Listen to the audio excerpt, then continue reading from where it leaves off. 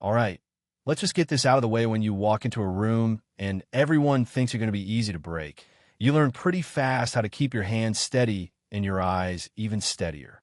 That was me. First day at Ridgeview High New School. New town, new set of walls to measure, and I already knew the rules before I stepped off the bus. You keep quiet, you keep moving, and above all, you don't give them a reason. Thing is, sometimes people don't need a reason. They just need an opportunity. You know what I mean? I wasn't listening to music, earbuds in, forehead pressed to the glass, just letting the landscape roll by cookie cutter houses, picket fences, sunshine so bright it felt like an insult. My mom, Dr. Carol Martin, had just landed her dream job at the college here, and she couldn't stop talking about fresh starts. It's going to be good for us, Nia. Safe, clean, a chance to breathe. I smiled for her sake, but my chest felt tight. For school's in 5 years. You stop unpacking after a while. Never hang up the posters. Never get attached. First period, the teacher stumbles over my name. It's Nia, I correct quietly. The smile she gives me is just for show, like the one you use on telemarketers. Nobody talks to me. People look, though. I've got the kind of skin that stands out in a crowd of white faces and yoga pants. And it's like walking through a fishbowl sideways, glances, whispers that flutter just out of earshot. There's this one boy, broad-shouldered, Letterman jacket, the kind of golden boy confidence that tells you he's never heard no in his life. He leans over in his chair, gives me this look, and smirks at his friend. I ignore him, of course. You'd think after everything, I'd be used to it. Lunch, I take my tray to the corner, peel the crust off my sandwich, scan the room like I'm looking for an exit. Not friends' threats. The golden boy's name is Justin Hayward. Quarterback. Son of a senator. The type who owns the room just by stepping into it, flanked by 2 lackeys who walk half a step behind. He finds me. He doesn't even have to say anything. It's all in the eyebrows, the grin, the unspoken, "you don't belong here." By the end of the day, I've got my locker combo memorized, and I haven't cried. That's a win. Home's not any easier. My mom's buried in syllabi and sticky notes. She asks about my day. Fine. Make any friends? Too soon to tell. She knows I'm lying, but lets it go. I sit on my bed and stare at my hands. Callous from years of training with my brother Elijah was the fighter, the one who taught me how to move, how to breathe through pain when a strike went a hold back. He's gone now, wrong place, wrong time, cops who didn't see him as a kid, but as a problem to solve. I haven't talked about it. Not to anyone. That night, I listened to the wind in the trees and try not to think about fighting. I promised Mom no trouble, no fights, just a normal year. But you see, trouble doesn't care about your promises. Second day, someone dumps my gym clothes in the trash. Coach blames me for not being prepared. Justin makes a show of picking teams for basketball. Not her, he says. People laugh. I play anyway. Block a shot, score twice, ignore the comments about Chicago, and fighting for lunch money. At the end, Justin leans in. You're not going to last here. That night, I train in the basement. My mom hears the noise. You promised. I know, but the thing about promises, you can only keep them if people let you. The week gets worse. Crude drawings taped to my desk. Rumors whispered down the hall. Chicago trash, someone hisses. My books get soaked in my locker, juice dumped over everything. No one helps. No one cares. The teachers keep their distance. By Friday, I'm tearing ruined pages in the bathroom stall, trying to hold it together. The only thing keeping me from breaking is the knowledge that I could break any one of them. And that's exactly why I won't. Monday, I show up like nothing happened. If they wanted me to look broken, they're disappointed. Justin notices. Lunchtime, his crew comes over, knocks my water over. Should have worn a neon sign, he laughs.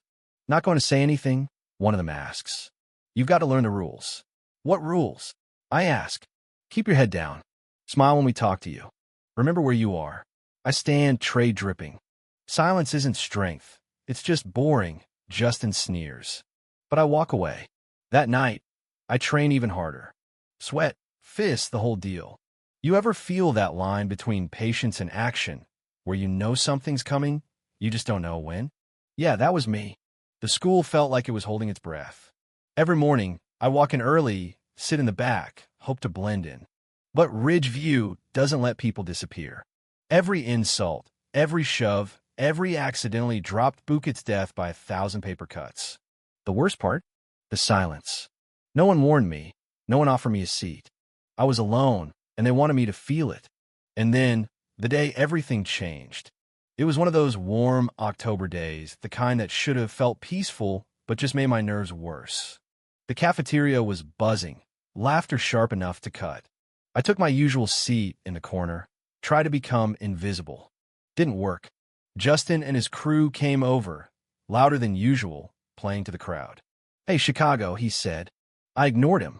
"What's wrong? Cat got your tongue." He leaned down, his hand on the table. "You've forgotten who runs this place." "I don't care," I replied. The room went quiet. Justin's smile faltered for a second, and then, with half the school watching, he reached down and jerked my skirt up. Gasps. Phone's out. Time froze. I stood, face carved from stone. I dropped my backpack, peeled off my hoodie, tightened my ponytail. "What are you doing?" one of them said. I took a step forward. Justin barely had time to react. Open palm to his chest stumbles. I sweep his legs. He's on the floor. Troy lunges. I twist his wrist. He yelps. Adam hesitates too late. Justin's trying to sit up, but my foot's an inch from his chest, not pressing, just a warning. The room's silent, cameras everywhere. "You're done," I say. No need to yell. I pick up my bag and walk out. Chaos behind mesh outs, whispers, teachers running in. I head straight for the office, sit down, wait. The principal's fuming. "You assaulted another student." I defended myself. "He lifted your hand in violence." "He lifted my skirt." "That hasn't been confirmed." "There are videos." "Want to see?" He doesn't answer. My mom shows up, furious, but not at me. "We have to investigate." The Haywoods are involved. Of course they are. They always are. By that night, Nia Harris is trending. The videos everywhere, some call me violent, others call me brave. Offers come in for self-defense classes, interviews, but I don't care. I broke my promise, but not my word. I didn't start a fight. I ended one. And for the first time, I feel whole. The next day, the town is on fire. Everyone has an opinion. Some say I'm a threat. Others say I did what nobody else dared. The school board gets involved. My mom calls a lawyer. At lunch, a girl I barely know Alina sits with me. "Thank you," she whispers. "For what?" "For doing what the rest of us couldn't." "Then, could you show me how?" "Not to fight, but to stop being afraid." I nod. Next day, 3 more girls show up. Then 9. By the end of the week, we're meeting behind the gym, practicing footwork and balance, just learning how not to be prey. The teachers notice. Miss Sloan helps me turn it into a real after-school program. We call it Empowered. More kids join girls than boys. Even some football players start coming, curious, respectful. Justin's nowhere to be seen. After the suspension, he walks the halls like a ghost no more king, just another student carrying his own regrets. Not everyone likes it. The Haywoods push for my removal. Flyers go up. The town divides. A public hearing is called. The gym fills up, parents, students, reporters, people in empowered shirts. Alina speaks up, her voice shakes, but it grows stronger. She didn't bring fear. She brought courage. When it's my turn, I say, "I didn't come here to be a fighter. I just wanted a normal year." But silence doesn't keep you safe. I look past Justin. I teach self-defense, so people don't have to be afraid. The room goes silent. Then applause. The board doesn't vote that night, but everyone knows. Next morning, the announcement. Empowered is now a permanent program. No celebración. Just purpose. Ridgeview High starts to shift. Kids walk taller. Bullies fade. Thank you notes appear in my locker. But the Haywoods aren't done. They sue for emotional distress, demand an apology, suspension, the works. The town splits again. Protest signs, national media, the whole circus. My mom says we fight. I say let's do it. The trial is brutal. Justin's lawyer paints me as violent, dangerous. Alina testifies. Justin tried to humiliate her.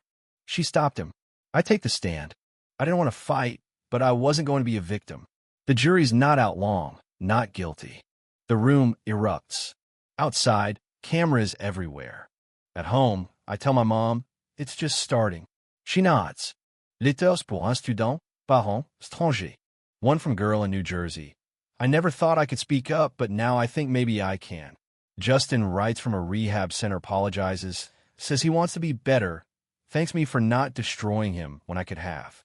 I read it, fold it up, and put away. I'm not here to destroy anyone. Empower grows. Other schools want in. The gym wall gets a Murala girl standing between doors labeled silence and strength. No face, just the word, empowered. Alina helps lead.